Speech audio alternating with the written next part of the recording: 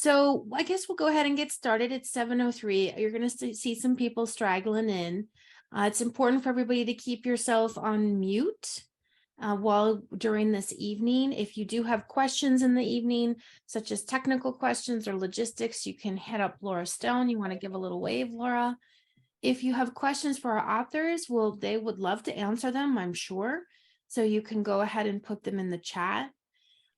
This is how Monday Night Reading works. I created it because I have one foot in the fiction world and one foot in the nonfiction world.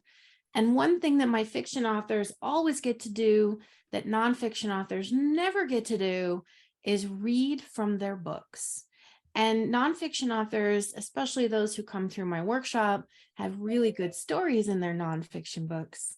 And they also have important messages to share. So I decided to create Monday Night Reading, which is the first Monday of the month for most of the year except summer. And we use this as an opportunity to showcase published authors. Tonight, I'm so proud that it's Top 3 Book Workshop alums who are up tonight, who recently had books published. Susie deVille, who wrote this gorgeous book, BUOYANT, The Entrepreneur's Guide to Becoming Wildly Successful, Creative, and Free, and Gena Cox, Dr. Gena Cox, Leading Inclusion, Drive Change Your Employees Can See and Feel. By the way, already an award winner, just would really like to point that out. Starred review, yeah. We don't play. Gena and Susie, they've got it. They've got it going on. So how this works is we're going to first talk to Susie. We'll have a little conversation after Laura introduces Susie. And then Susie will read from her book and we'll have a little follow-up conversation after that. This is a great opportunity for you to hear what inspired these authors and a little bit about their author journey. And then we'll shift to Gena who will go through the same process. And one thing I really want to point out is that in Top 3 Book Workshop, which is the community that Gena and Susie are a part of, we have a golden rule of no peer criticism. So it's important to acknowledge and follow that rule tonight. We do, however, love good positive feedback, and we do share the chat with our authors. So you'll see some Top 3 students in there writing down lines they like or sharing something positive as they go, and I hope you'll follow their lead and also share your thoughts with the authors. So we'll go ahead and get started. Laura, my Dean of Students for Top 3 Book Workshop, will you please introduce Miss Susie deVille? Nothing could make me happier on this earth. Susie deVille is not French. She just lives with joie de vivre. Susie is a speaker, author, and founder and CEO of the Innovation and Creativity Institute, a coaching firm connecting entrepreneurs and business leaders to their innate capabilities, guiding them to lead from a place of creative confidence. Susie is a trained human behavioral specialist and entrepreneur coach who takes a multifaceted, whole brain approach to coaching. And by breaking the status quo and creating a wildly innovative methodology to build successful businesses, Susie is a sought-after enterprise expert. She's known for creating rebels out of entrepreneurs and leaders who yield lighter workloads and higher profits. Susie's book, BUOYANT, The Entrepreneur's Guide to Becoming Wildly Successful, Creative, and Free, is available everywhere fine books are sold. And I'll put how you can connect with her in the chat. Hey, Susie. Thank you so much. Hey. So this is your beautiful book. We love this book so much. It was such an honor to work with you on this book. I'd love for you to tell everybody, you know the drill, the fundamentals we talk about in workshop. Sure. Who is your reader? What is your core message to that reader? And what is your promise to them? So I have written BUOYANT for entrepreneurs and creators who are painfully stuck and riddled with self-doubt, who believe that the answer is more work, more productivity, and more discipline.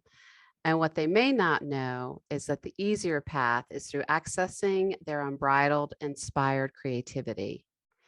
And my core message is that to succeed as an entrepreneur and a creator, you don't need more strategy, more discipline, more productivity. you do need unbridled access to your inspired creativity. And my promise is that by the end of this book, you will have found your way back to your buoyant, creative self, and you will discover an easier path to success and freedom. Woohoo. Yes. For my current cohort of workshop students, I hope you're impressed that Susie just rattled that off. No problem. This too can be you. Susie, why don't you set up the excerpt that you're going to be sharing tonight? So I have chosen two different sections of the book. They both pertained to journaling. And the reason why I selected journaling sections is because since my book has been out, I have had some fascinating feedback from readers saying, I didn't think this world of creativity was for me. I just felt like when they were handing out artistic talent, I got skipped, and I never believed that I could cross over this threshold that you talk about, Susie, and access something inside of me that I never knew existed. And it's journaling that tends to be one of the easier paths into this portal for people. Because it feels like work, unfortunately, people tend to believe that it has value. So if I start out with making something, people are like, that's just stuff if you're retired or if you have time to kill. So it's an easier sell for me to sell people on journaling as a way in. But it has been fun to see people's reactions once they start to crack the book open and fill those blank pages. So the two sections that I'm going to share with you, one is called The Alchemical Power of Journaling. And this really helps you get to this place of where you can start to release anxiety, start to kind of call yourself home, and also really tap into your intuition, your imagination, and your ideation, as well as your problem-solving ability. The second part is a story that I relay that is about my dad sharing his journal with me back in 1985. At the time, I had no idea the power that it would have on my life, as well as my perspective of my own power to create my future. And I actually have said journal, which was created in 1959, with me tonight. So we'll get started with part one, the alchemical power of journaling. No one wants to be under the piercing glare of judgment. The mere thought of it can make us cringe, and our fear of it can keep us small, invisible, hiding from vulnerability. The desire to avoid harsh judgment pushes us to strive to live and work in a place where there are no errors, no failures of any size or scope, no attempts that fizzle or fall flat. As a result, we can exist in a push me, pull you relationship with our own creativity.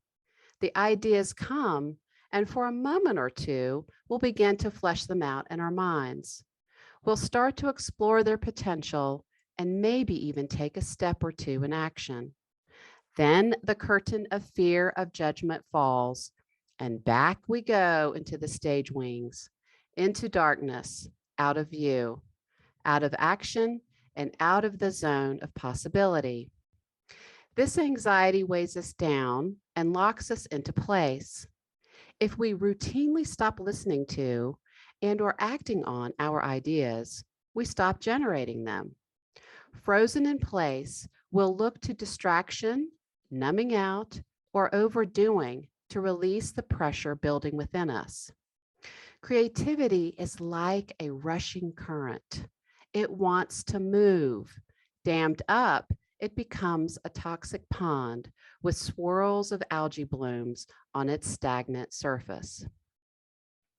Our stalwart defense against paralyzing inertia? A journal.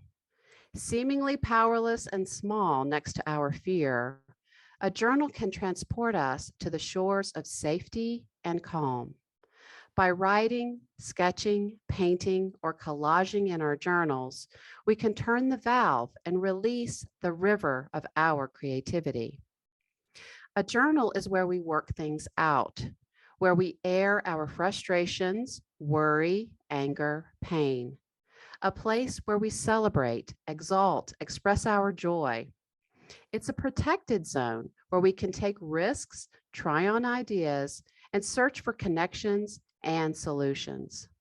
A journal is our atlas to the world of possibility. When we have a lock on a state of possibility, we find opportunities everywhere. In our journal, we work through our reluctance. We find our way out of being stuck, hacking through mental weeds. Once we finally begin to let go, we revel in the freedom a journal affords us. We can return to our natural state of being playful, willing to not know. Your journal will be one of many thresholds on your voyage. On one side is the world of the closed, unused book, the painful clinging to perfection that has kept you stuck, unwilling to try new ideas, explore. On the other is an opened book, pages filled, and the world of possibility and play. Your journal is your place to try on new ideas, take risks, make mistakes, think things through, navigate uncertainty, record insights and intuition, sketch to see, paste images of things that bring you joy, and purge your brain of tumbling thoughts that drain your focus and energy. Your journal is your portal of discovery. And that is part one. And so the second part, again, this is relaying a story that took place in 1985 and then again in 2010. And this is called Creating Your Future by Journaling. I was headed up the stairs in the stone lantern in July 1985.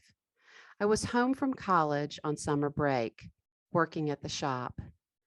Dad stopped me as I was about to run to get a gift box for a package I was shipping out for a customer. "I know how much you love paper," he said, smiling. "Do you want to see the journal that I used when I first dreamed up the stone lantern?" He held out his small brownish red ring-bound journal. I immediately knew how special, how important that little vinyl book was. As I leafed through it, he stood next to me, explaining its history and contents. "I started this when I was at the business school at Harvard," he said. "This notebook is where I mapped out each detail about the shop." I read the pages, feeling the transfer of knowledge into my hands, traveling up to my shoulders, and exciting my heart before settling into my brain. Everything was in that book. Each detail of what he wanted to bring to life. He was passing a torch, a compendium of holy knowledge for my own journey. When Hawaiians greet one another with aloha, they are sharing a sacred breath they believe is the creation of life. Dad sharing his journal with me was a profound aloha moment, breathing his incredible passion, wisdom, creativity, and thinking into me. Decades later, when I was thinking through my idea for launching a real estate company during the Great Recession in 2010, I got a journal and started dreaming and recording each detail. I had to be precise, exceedingly thoughtful about each aspect, as I had scarce resources and one shot to get the plane into the air. Any forgotten detail could sink me. I sat for hours and hours with my journal during the weeks around Christmas. We'd had a big snowstorm, and I was grateful that my part of the world stood still during those planning days. I got clear on what I wanted to call into being, as well as on the precise details of the experience I wanted my firm to deliver. I had no conscious recollection of the contents of Dad's journal, nor of his sage advice from 25 years before. I came to learn later how indelible his journal was, how it was as much a part of my DNA as his eyes and flat feet.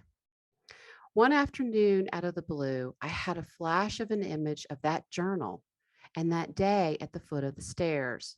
I was immediately struck with a fierce zeal to find it. It had been over 3 years since Dad had died, and I wasn't sure if my brother-in-law, the manager of the shop, knew where Dad had kept it.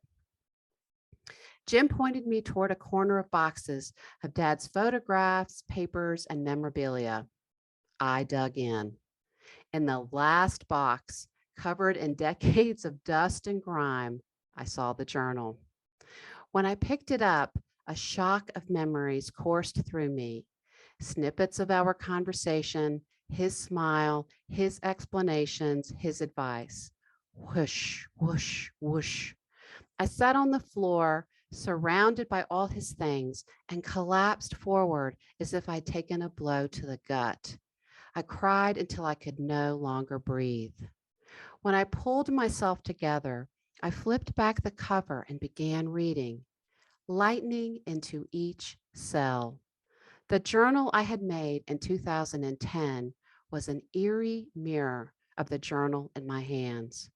My journal had almost identical sections and headings, including the same level of detail in my desired customer experience, pro forma statements, people to approach for advice, design of the office space, and logo and branding brainstorming.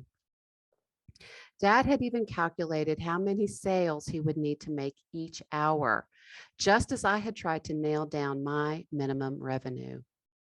Our balancing beams between keeping a pulse in our businesses and folding had only been a couple of inches wide during our early years. Dad and I went on to create precisely what we had mapped out in our journals. We have so much more power than we give ourselves credit for. Our ability to see what is not there and bring it into being is vast and often untapped. We can trudge along day to day without being cognizant that we're always creating our future reality, passively accepting what rolls in as our destiny. I hope that by this point that you are willing to believe that journaling brings clarity to your thinking, that it connects and revs up the verbal and visual processing powers of your brain. I hope you notice that when your ideas are sketched out, it's easier to recognize gaps in your knowledge as well as see connections and false assumptions. I hope your journal becomes a great jumping off point, helping you pinpoint ideas for deeper probing, that it is a record of your evolving, thinking, and learning. I hope it helps you slow down, notice more, and develop deeper awareness that fuels informed, intentional action. I hope that you will continue to use your journal each day and fill it up. Continue to engage with the life force within you, the sacred aloha breath of creation. Exhale onto the pages what you see and seek. We are all fellow adventurers on this journey, holding our own maps as we try to find our desired destinations. What is true north for you? What do you aim for? What are you willing to declare and travel toward? Show us what you find along the way and any insider secrets or pitfalls. Lean into us for comfort, and we'll find inspiration in your vulnerability.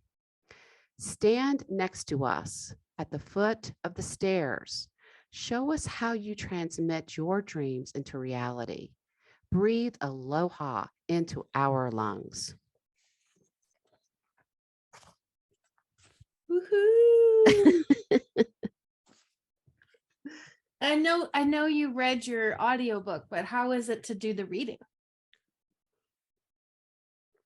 Much easier.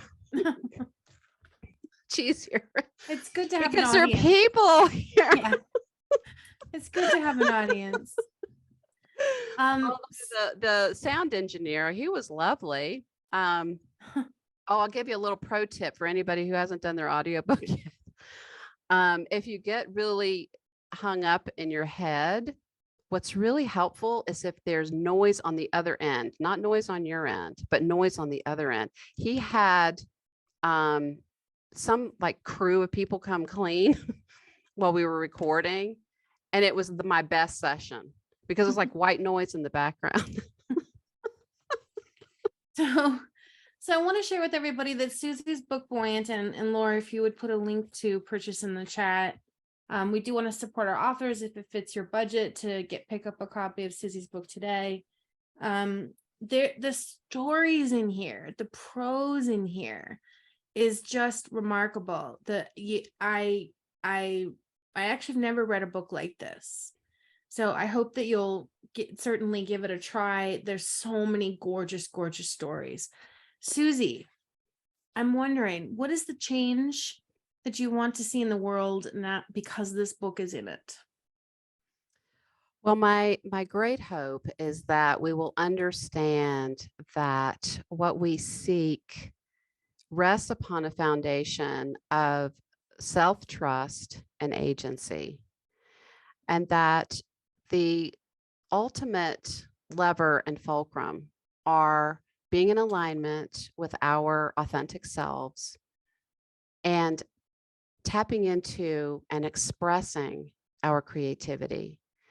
That the path that the sort of story that we've been told by our culture, our entire lives, that we can overachieve our way out of burnout and that we can rest when we're dead, and that the hustle and grind culture is the way to go. I really hope that people will start to release that and understand that there's nothing but dead air there, and instead lean into remembering what brings them alive and doing more and more of that, because that's what magnetizes us to our market and makes our messaging resonant and indelible.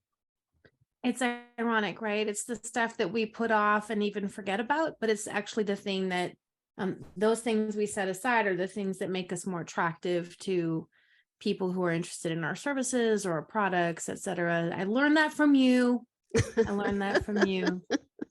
So, Susie, I'm curious about what you might have been hearing from readers. You did share a little bit that you've been hearing from people who've been really surprised to discover how creativity can shape their life and their work life and their business. But tell me a little bit more. What's your favorite bit of feedback that you've received from a reader? And I'm not talking a review. I'm talking someone who reads it out. Yeah. No, I've had things said to me that I never even imagined, from people who range from 18 years old to in their 80s, and they have said to me, "I'm not an entrepreneur, but you have changed my life," and they're finding a new energy and a new clarity and a new confidence to try things that they have held themselves back from, or reconnect to things that they did many years ago, but life got busy and they just put it aside.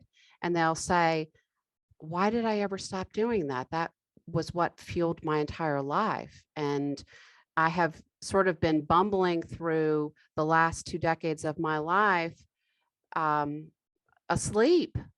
And so it just feels they are just expressing, I have more time, I have more willingness to do things where there's no certainty. I'm willing to sit in the unknown and bring the best of me to my business and to my personal life now. And then I think the young ones who are saying that life, I have not felt that life was meant for me. This world does not seem to fit me. And now I feel like I fit in it. I can find my place. And Wow, yeah, that's powerful.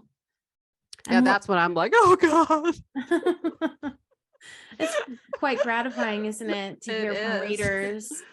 You know, we talk in workshop about always putting the reader first. And then when you get to hear from readers after your book is out, oh my gosh, all that hard work. It's just the most gratifying experience to hear from authors. And I'm so glad that you're having a lot of wonderful feedback from readers. Tell me, before we move on to Gena, what's been the most surprising thing about your author journey? I would say, you mean the writing of the book or the whole, Any any part of it? point in the journey? I think that happened to me when I was on draft number 6 or 7. And I was trying to fit together. I was getting these epiphanies and I was becoming so much more clear on how the Creative Rebels Voyage framework could be mapped into the book and vice versa. But there were skips on the record and I couldn't figure it out. And so I had all of these pieces, giant pieces of easel paper taped all over the wall. And I was in my pajamas for days talking to myself like a crazy person, trying to figure it out. And then I realized that I had forgotten sort of one of the cardinal points of the book, which is I'm not going to get there by white knuckling and furrowing my brow. I'm going to get there by taking a hike and by meditating and by getting into my journal and by doing some great creative work. And it was like a whole series of dominoes that fell when I was out on a walk, and I actually had my little pocket journal with me, and I wrote it all down. It was just like it was all right there. So that's the thing that's interesting to me, is that we're always looking outside of ourselves for what the answer is or what the path is or what we should do. And we have all of that knowledge inside of us. It's just corked. And we just need to do the inspiring work to release it. I love that. It reminded me of something I just read about Murakami. Are you a fan of his books? Say the name again. Murakami. Am I Oh, saying yes. this? Yeah. Has a 12, part of his writing routine is a 12-mile walk every day.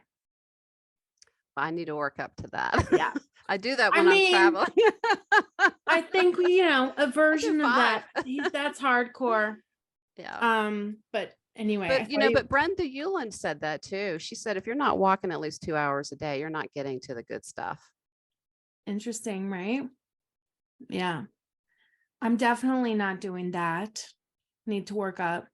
But I love all of the little tidbits in your book that guide us toward new and exciting ways to get to where we're going, that have nothing to do with productivity hacks or systems or anything like that. And they're just joyful romps through our own whims. That's what I love. Susie, thank you so much for sharing. I hope you'll I know you have to pause for a moment to she's behind me and all is well. Okay, we're talking about Susie's dog, who's maybe a little ill tonight. Well, we know that I hope you'll be here towards the end if we have time to do more chit chat. If you have questions for Susie, you can put them in the chat. I'm sure Susie will be happy to also answer them right in the chat. So thank you again, Susie, for sharing your reading with us today. Gena Cox. Hello. That was so interesting, Susie. Thank you. I have heard Susie's name and seen her face and seen her book, but this is the absolute first time I've actually really been in a conversation with Susie. So it's really fun. That is fun. And you have books that came out very close together. This is your beautiful book, Leading Inclusion. Leading Inclusion. Very different. Very different, also changing the world. So before we get going, Laura Stone, do you have a bio for us? Can you introduce Gena? Well, I said nothing would make me happier earlier, but this actually will be the next thing that makes me happy in life. So, Dr. Gena Cox is secretly hilarious. Yes, I am. Publicly, she's a corporate advisor and executive coach known as a straight shooter who also brings warmth and generosity of spirit to her partnerships. She guides CEOs, leaders, and boards as they respond to evolving stakeholder expectations and transformation driven by societal change and organic and M&A growth. Her differentiator is the nuanced insights and recommendations she brings from a lifetime of continuous multidisciplinary learning, enabling her to offer clients uniquely invaluable insights. Gena holds a PhD in industrial and organizational psychology and is a professional certified coach. For over 2 decades, she has worked with Fortune 500 and multinational clients. She co-chairs awards committees of the Society of Industrial and Organizational Psychology and is a member of the Society's 2022 Leading Edge Consortium Planning Committee. Gena's work has been featured in Harvard Business Review, Fortune, Fast Company, Business Journals, BBC Work Life, LinkedIn News, and The Telegraph UK, goodness, and other media. And her book, Leading Inclusion, is available everywhere fine books are sold. And I'll put in the chat how you can connect with Gena. AJ? Fine books indeed. Okay, Gena, so you know the drill. I want you to share your fundamentals for this book, Leading Inclusion. Who is your reader? What is your core message to them? And what is your promise to them? Okay, I would be happy to. So I wrote this book for business leaders who are disappointed that despite their efforts, their organizations have made only minimal progress on this so-called diversity and inclusion thing. They don't realize that they must treat this as a core leadership issue and lead it from the top of the organization themselves. So that is my ideal reader. And, my core message is very much related to that. My core message is that true inclusion that embraces all natural human variation will continue to be elusive in the workplace until executives lead inclusion from the top. Yes. And your promise? By the end of Leading Inclusion, executive leaders will have overcome any emotional barriers and will know what they can do to build inclusive organizations from the top. Love. So good. So set up this excerpt for us, if you don't mind, Gena. Yeah. So, I'm going to read from chapter 12 of the book, which is one of the very last chapters. It has 13 chapters. And as I have said several times since the book came out, and as you can tell from what I have described as like the core message of this book, people say to me, "Oh, you wrote a book about diversity and inclusion." And I say, "No, I wrote a book about leadership." And ultimately, I also wrote a book about culture. And so I've chosen this chapter because this is the chapter in which I tell a story about the one place I have ever worked in which I had such a sublime experience that I can still remember it, even though I left that place decades ago. I'm no longer an employee, but I still am in touch with executives in the company, with coworkers in the company. And so I try to make the point that leaders, if they want to deal with this thing that they might call diversity and inclusion, but that I call leadership, if they think first about what can they build, how do they build the structure that contains the experiences so that all employees can thrive, this chapter is an example of how 2 leaders that I really admire were able to do that. Wonderful. Thank you, Gena. Off to you. All right, so this is chapter 12 of Leading Inclusion. How to build a workplace culture. In 1995, I was completing my doctoral dissertation and thinking about my first post-PhD job. I had ruled out academic life. I wanted a corporate job, but did not want to move to the traditional urban centers of commerce, New York, Chicago, LA, Atlanta, despite the lure of great paychecks and big city glamour. I wanted to live where my 4-year-old daughter could play outside almost every day and where I would see the sun from my office. So I stayed in Florida.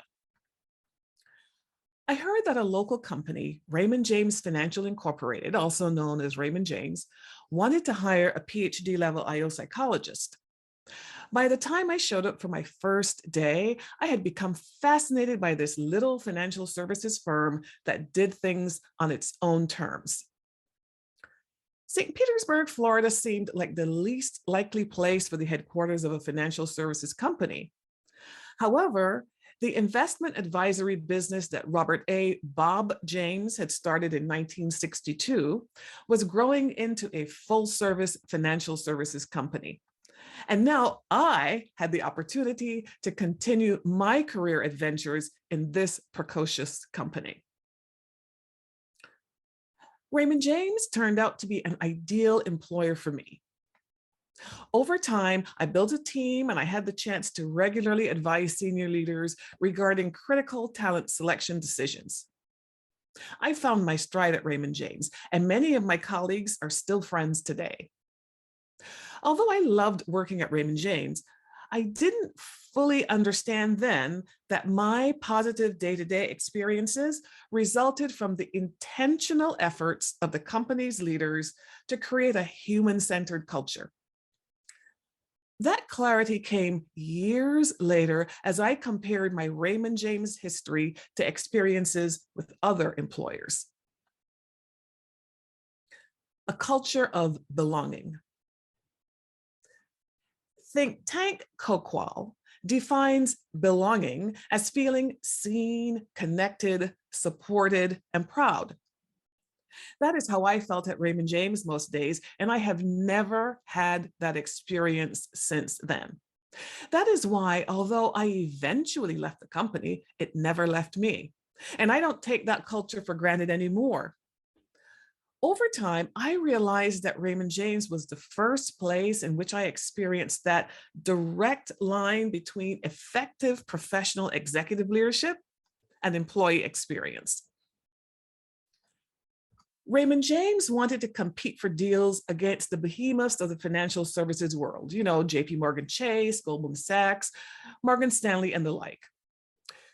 These Wall Street giants had deep pockets and deeper histories.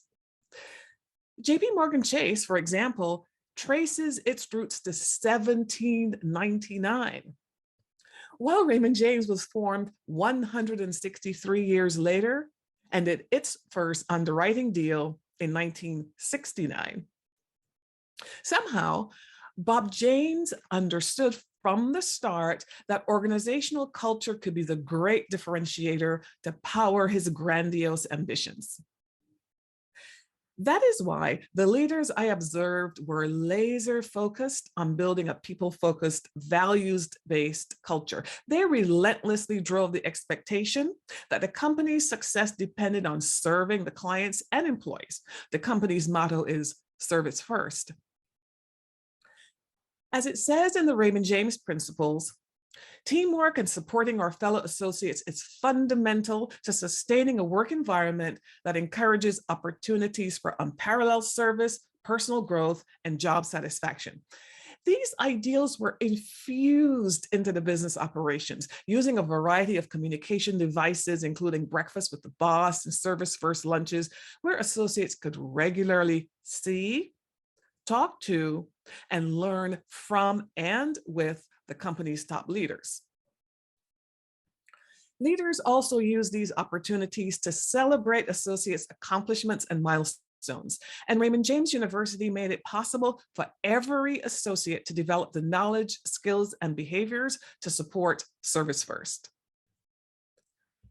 Eventually, these cultural ambitions were codified in the Raymond James Blueprint, positioning culture as essential to the business. This intentional approach partially explains why employees consistently rate the company, its culture, and its CEO very positively in public company reviews. In addition to founder Bob James, many other smart people, including his son Thomas A. Tom James, created the Raymond James that I experienced. Bob Shuck, Francis Bo Godbold, Larry Silver, Lynn Pippinger, Tom Franke, and Tom Hamilton are among the executives who had their fingerprints on much of my positive experience.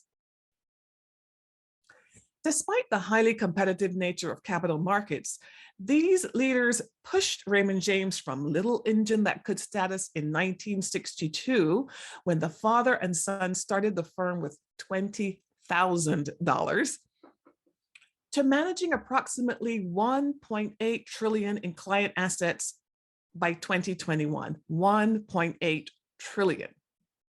The firm currently has almost 20,000 associates, advisors, and professional partners, has been part of the S&P 500 index since 2017. This company is a success by any measure.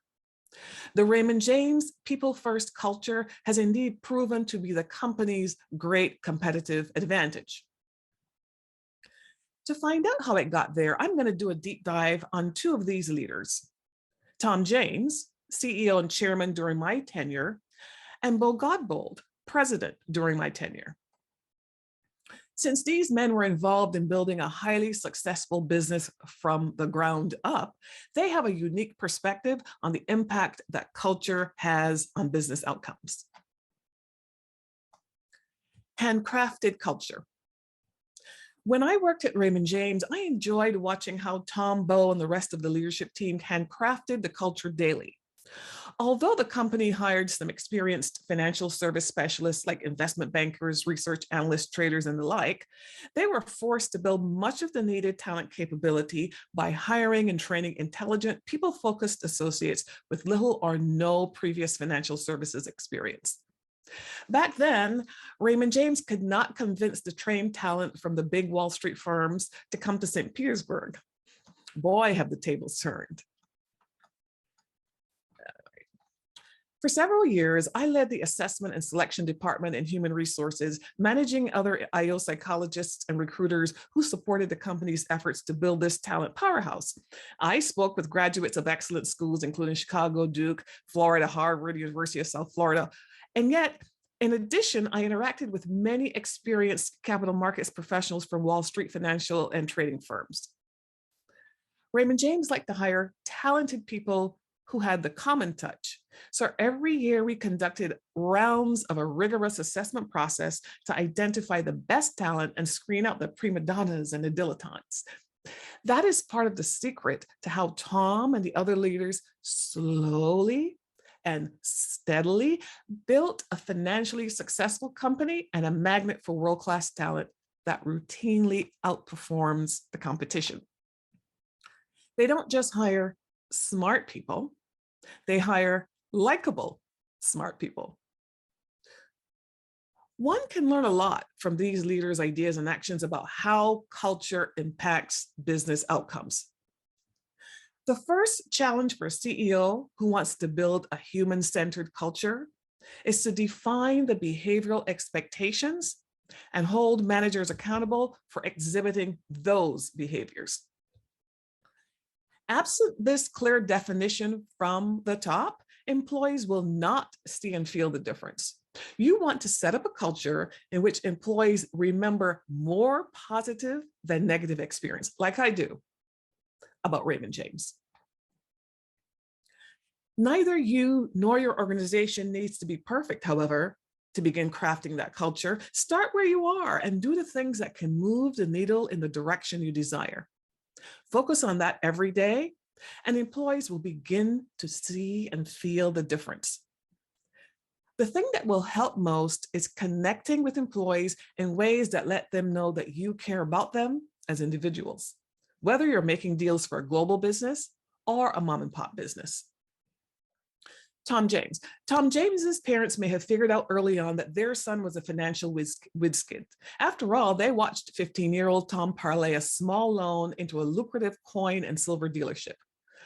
Tom continued that business while in college, and proceeds from it funded an engagement ring and a honeymoon, which Tom gifted to his beautiful bride. That business also generated income for the young James family in the early 1970s, when Tom was not taking a salary from the firm. He earned money during college, booking bands for fraternity and sorority parties and performing as the lead singer himself. Tom grew up in a segregated St. Petersburg, but his worldview significantly expanded when he arrived on the Harvard University campus. There, he earned a BA in 1964 and an MBA in 1966. He learned that race, gender, and religion were sometimes used to discriminate against other Americans. And a few years later, he resigned from his family's favorite country club when the board refused to accept his nomination of a Jewish friend for membership. As Tom puts it, a leader needs a set of beliefs about how you can be successful in an endeavor and an understanding of what could get in the way. Then you must establish a clear mission, vision, and objectives, and create mechanisms to enable people in the organization to communicate effectively with one another. In other words, a leader needs to define a North Star that others can use to light their way. Tom started to develop his values-based leadership plan in business school, and implemented some of those ideas at Raymond James incrementally. Ever the keen observer, he would read the business context and develop and write down the next great idea about how to drive the organization to excel in that context. I had the good fortune to be in a few meetings with Tom and notice how he sat back, listening intently to the speaker. Then he would pepper them with intelligent questions, and woe betide the presenter who could not provide a considered response. But although Tom might destroy a colleague's premise with a few well-timed observations, he was always a teacher, balancing criticism with helpful feedback. These Socratic lessons were just another way to support his long-term vision for a high-growth company. Whenever I interacted with Tom at the company, he had a kind word, a smile, and sometimes a pep talk. For 25 plus years, I have watched him make long-run decisions at Raymond James with the interests of each client and associate in mind. Tom James helped build a people-first culture at Raymond James in which employees thrive, work well together, and get great things done. The end. Woohoo! My favorite line from that is, a leader needs to find a North Star that others can use to light their way. That was beautiful. Good, good. So Gena, I know you've been in an earlier Monday night reading. How was it to read from the book now that it's published? How does it feel to have it out in the world?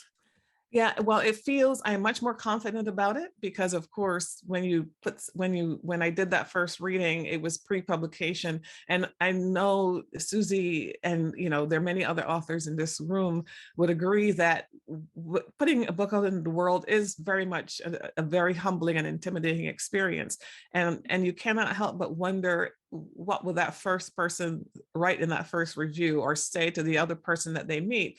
And so until you get some feedback, you really don't know what your book is about, I don't think. So I don't think I knew what my book was about the last time I read, and now I feel confident that the book is about helping leaders to believe that they can make organizations and America better, one employee at a time. And that's the change you hope to see in the world? That is the change I hope to see in the world. And I'm very optimistic. I believe it's possible. I just think that leaders have been fed, they've been taught to do some things that are not effective, and that I'm suggesting to them that they take a whole new lens on this challenge and reframe it within the leadership context, which makes it much easier to see what they can do. One of the things I love about you is that positivity. You are positive, optimistic, and you look for solutions and a way forward while still honoring what's right. But your work never feels like I mean, you're dealing with sometimes difficult subjects, but somehow you're still providing that light. And I think that's who you are, and it shines through on every page. Oh, well, thank you. But here I wanted to tell you something, Miss AJ, that I haven't had a chance to tell you before. Several that you haven't asked this question, but the most affirming feedback that I have received about the book is actually about this issue. Because what I knew when I was writing this book was that there would be people who might want to read this book, but would not, because they would be fearful that there would be something in this book that would make them feel bad about themselves. And I can't guarantee that there isn't something in the book that makes somebody feel bad about themselves, but the purpose of this book was not that. And so what I want to share with everybody is that one of the things I learned in AJ's workshop was this concept of immutable laws. Immutable laws. Now, I had heard the word immutable before and the word laws before, but when you put them together and you're thinking about in the service of your reader that you have already now defined with AJ, what happens is you define these things that they're not negotiable, right? And one of my non-negotiables, my immutable laws that I wrote down way back when, was that, something to the effect of, I want my leaders to know that I have their backs, that they're supported. I'm not here to judge them. I'm just here to show them a path forward.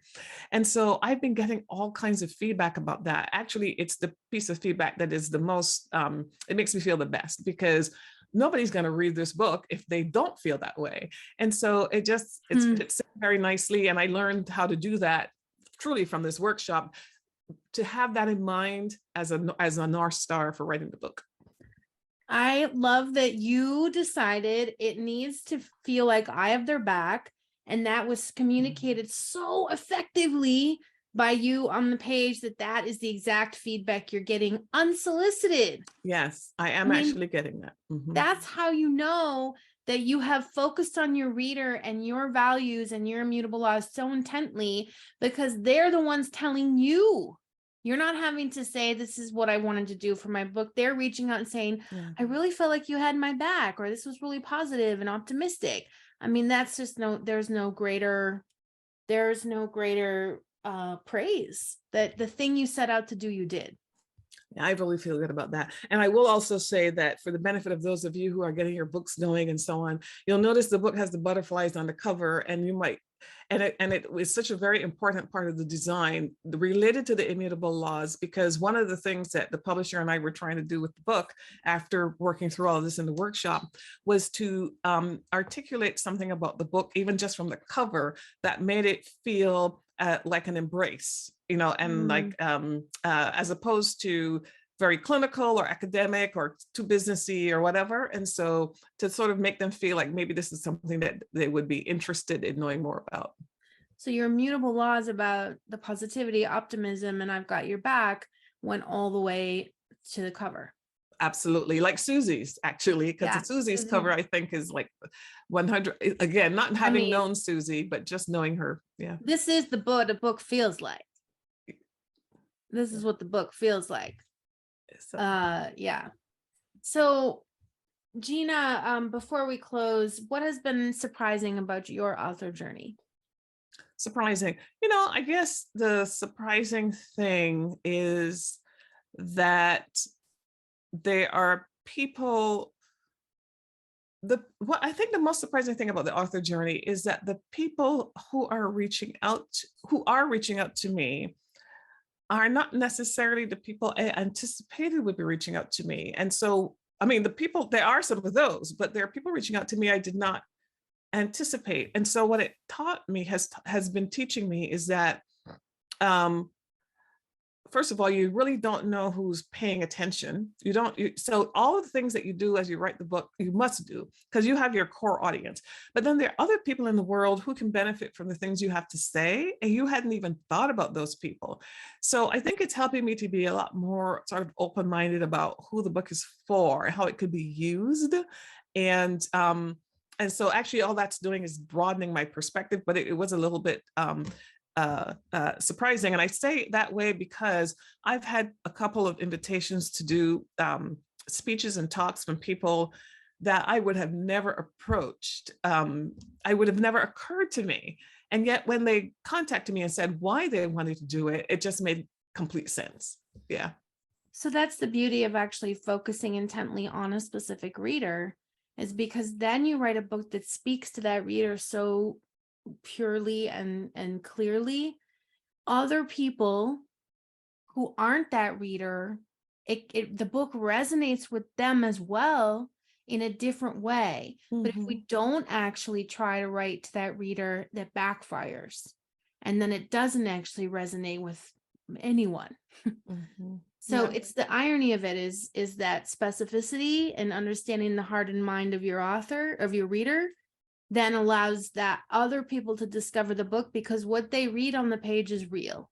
Yeah, And it's a really, I'll say one more thing really quickly about this, which is, so the one thing that I've also learned, which is not surprising, is why it is really not, why it is really important not to compare yourself to another author for the reasons that AJ just cited.